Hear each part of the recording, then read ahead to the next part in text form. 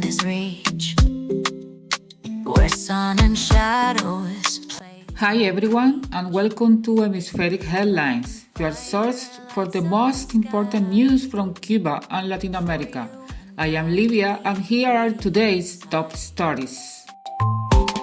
Politics dance on shifting ground, society sings without a sound, markets twist like tango feet underneath the drum and beat. Hemispheric headlines true, in vibrant colors they renew. Stories bold and whispers grand, from the mountains to the sand.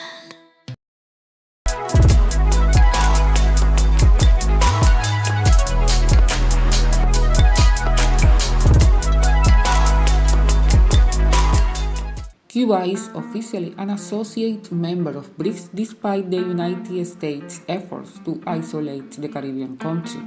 Foreign Minister Bruno Rodriguez highlighted on social network X.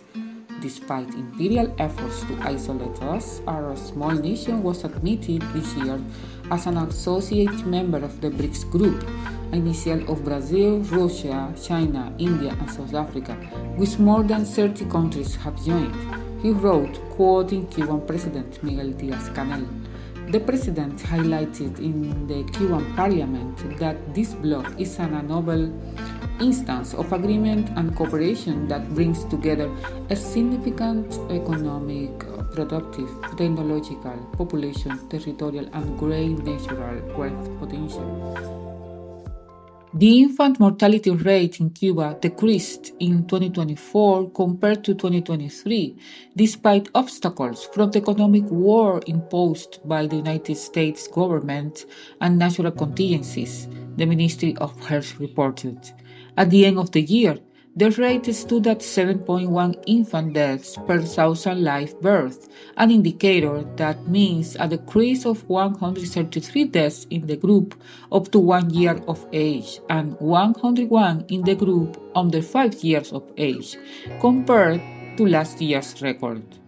The Spanish company Enjoy Travel Group reported that it will reinforce its work in Cuba this year after a successful 2024 both on the island and in the rest of the world. A statement from the company adds that the year just ended was full of great achievements, and the company looks toward 2025 full of challenges and opportunities. Enjoy Travel Group, with more than 20 years of experience in the tourism industry, in its annual summary note, an extraordinary balance that reflects its exponential growth, innovation, and commitment to excellence.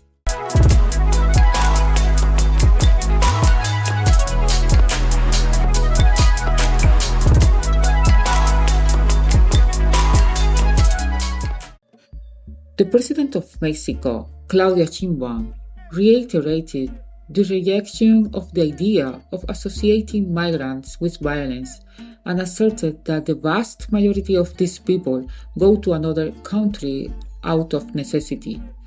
In response to a journalist's question about an alleged increase in violence in border cities in the event of deportation from the United States, the dignitary recalled that the vast majority of these citizens travel to another land seeking improvement for their families. UNICEF called for justice, full reparation, and guarantees that what happened to the 4 minors found dead in Ecuador, in a case in which the military is involved, will not be repeated.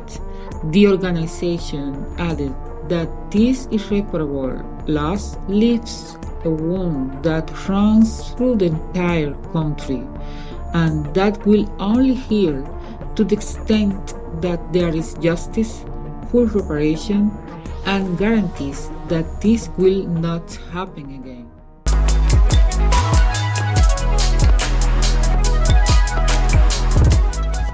The Executive Secretary of ALBA-TCP, Jorge Arriaza, called the Secretary General of the Organization of American States, Luis Almagro, a disgrace.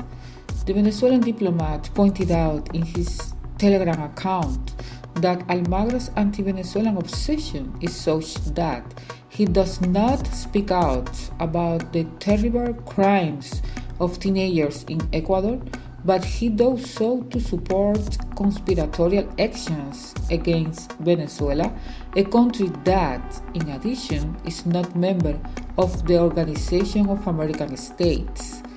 Arriaza said that Almagro is a general hitman of the Yankee Ministry of Colonies who needs to guarantee that he continues to be paid well in Washington as a good imperialist agent and mercenary that he is.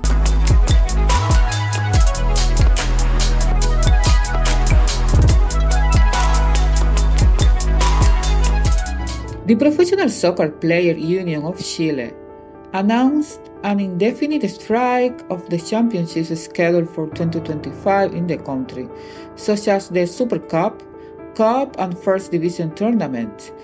The measure is due to the fact that the Council of Presidents of the National Association of Professional Football, the highest governing body of this sport in the country, did not listen to any of the demands made by the union. One of the main points is the intention to transform the second division into an under-23 category starting this year, which would leave out many athletes who are older than that age and who play in that tournament.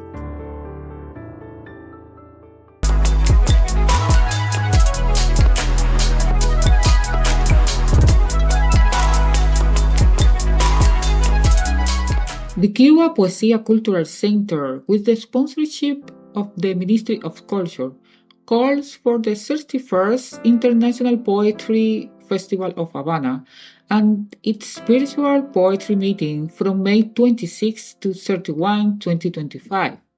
The event is dedicated to the 130th anniversary of the death in combat of the Cuban poet and national hero José Martí, and with the honorary presidency of the Cuban poet Nancy Morejon, National Literature Prize winner, will include the meeting of the poets in defense of humanity.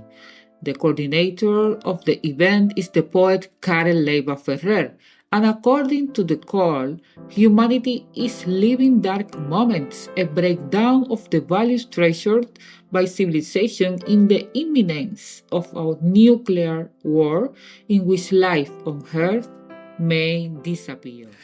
That's all for today's edition of Hemispheric Headlines. Thanks for tuning in.